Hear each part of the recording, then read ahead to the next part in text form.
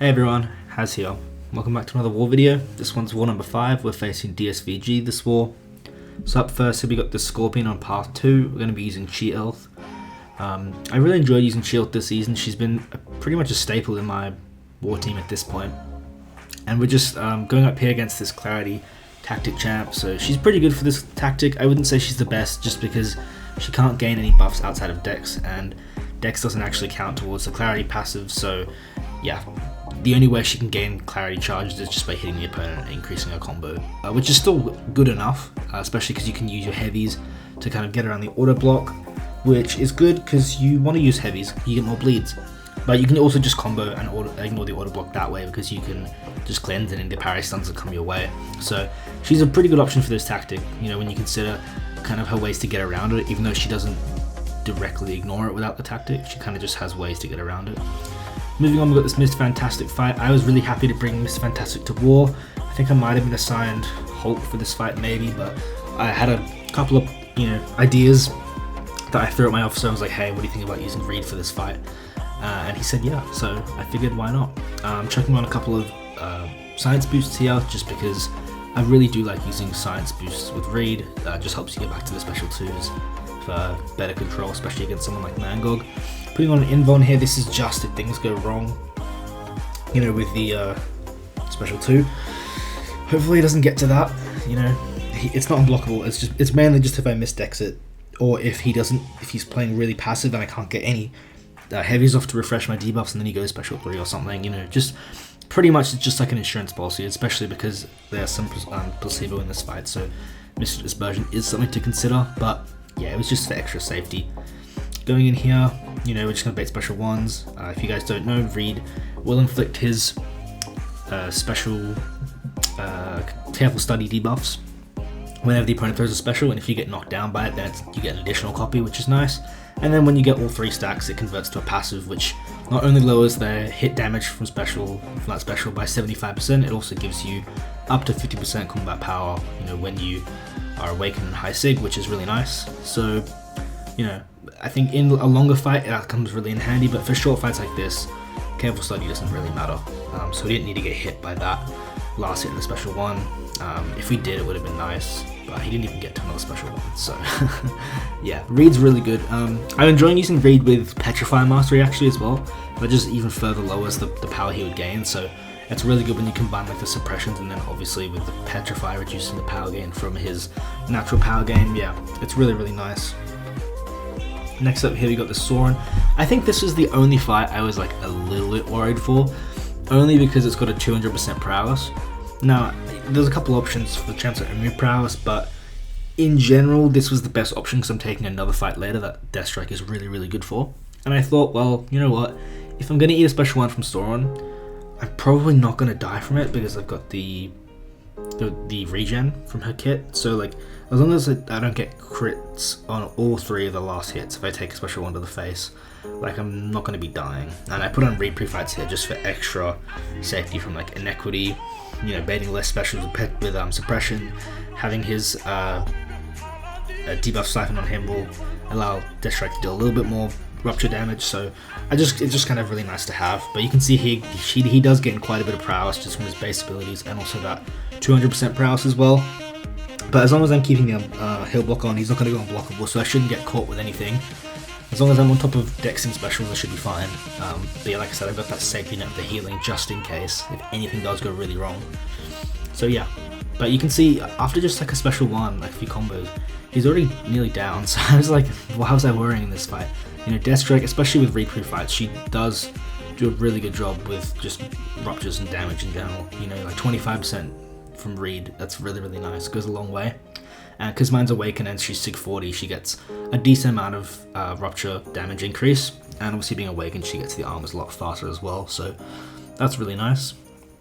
This is another fight, I wouldn't say I was worried for this fight, it's more just like, if you get bad AI, this fight can be kind of annoying, because the way it works is, in this fight, if you block a special hit, they'll gain prowess, the opponent, and if they get 3 prowess, then their special is unblockable.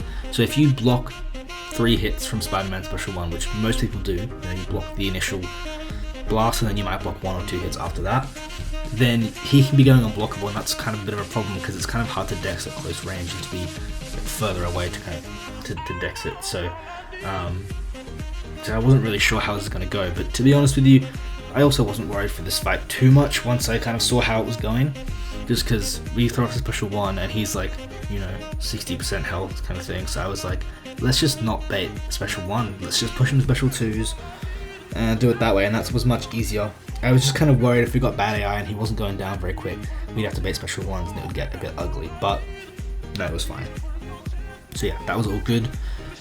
Next up here, we've got the mini bosses now, and I was pretty comfortable with fighting this Domino up here. I think I fought this Domino before on this node with Deathstrike maybe twice, I think, a couple of seasons ago, and it went fine.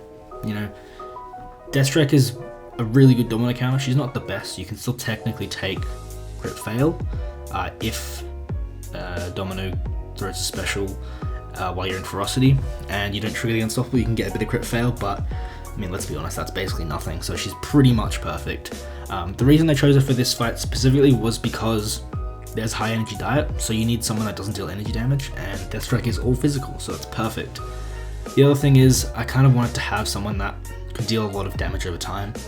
I just like having that, both for Inequity and for Domino as well, just generally. I think damage over time is really good, because I can use Reed pre-fights as well. So yeah, it was really good bringing Reed to war. You know, even just using him once or twice is whatever, but when I get to use pre-fights as well, that's when it gets really nice, just because you kind of just have a bit of an extra edge on every fight that you do with other champs when you have Reed on the team, which is really, really cool.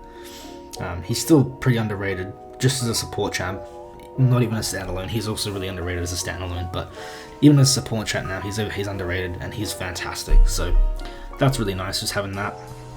Here I'm doing a couple lights for spacing, but I can just do mediums. I don't really know why I'm going for lights. Yeah, mediums are generally a little better to go for. Here you go for a heavy to refresh the Reed debuffs, but it doesn't really matter too much. Lose ferocity here, which is not really a problem. Push it to special 2. You can see she's go down fairly quickly. I wouldn't say it's like the fastest takedown ever, but it's steady and it's not super slow, which is what matters here. The power drain means that, you know, if we dex, we're not going to be getting too much power or too many specials off, so we kind of just got to play it with basics. That's the other reason I wanted to use Deathstrike, because a lot of tech champs, they might shine from using specials for big damage, but Deathstrike only needs basics really, just for the rupture damage, so that's really nice, especially when you build up the armors as well. So yeah, she does a great job for this fight. I'm happy to bring her to war. She feels pretty safe. I mean, her health pool is kind of small, but because you have the regen and all the armor, like, she feels pretty tanky, to be honest with you. So that was a pretty nice mini. Moving up here, I think we've got one more fight with Chee'ilth. I believe this is a Spider Ham, I think. Yeah, this is Spider Ham on 47. And when I was speaking to my officer, he kind of said you should beware of Spider Ham, because if you're not careful, you know, Chee'ilth might not be the best option, so just kind of play it with caution. And I said, I'm not really seeing what the issue is here, because you can cleanse all of his Porker Poppers, you can cleanse the Taunt, you know, I'll be spamming special ones anyway for the grit, so I get extra bleed chance, so he's not going to get much nonsense. I'm not seeing what the issue is here. And he was just like, well, you know how Ham is, the AI can be rough, and you know, you might catch a combo from his animations or whatever. So I was like, yeah, okay, I get what you mean, especially because it's rank 3 Ham. So I was still a little bit cautious going to this fight, but I kind of thought to myself, well, Chee'ilth's a really good option. As long as I'm playing this fight well, it should be totally fine. Here, I've just kind of took a breather because I was a bit worried. I chucked on an Invuln as well, because as I just said, you know, if Ham catches you with a combo, especially with Aspect of Evolution, it can hurt quite a lot. So going in here, my plan was literally just to throw heavies. That's pretty much it. To build clarity a little bit as well. But I'm doing combos here just to build clarity first, and then I'll do heavies after that. I think, yeah, in my plan I did right parry heavy, but I just went for a couple of combos there just to kind of help. But now I'm going parry heavy once I've, you know, got the clarity up. Now I can throw special 1, and you can see here, just from doing one special 1, he's again down to like 60%, and then we're going to heavy counter the special 1, and this is where the damage really starts to roll in. You see now, look at those bleed numbers, and you see like just from like a couple heavies, he's already down to like 25%. Another heavy, and he's like 10%. He's just dropping, and he's dead. So yeah, wasn't really too much of a worry that fight, but I can see kind of why my officer was a bit worried. Either way, that's gonna be it for today. Thanks so much for watching. Have a great day.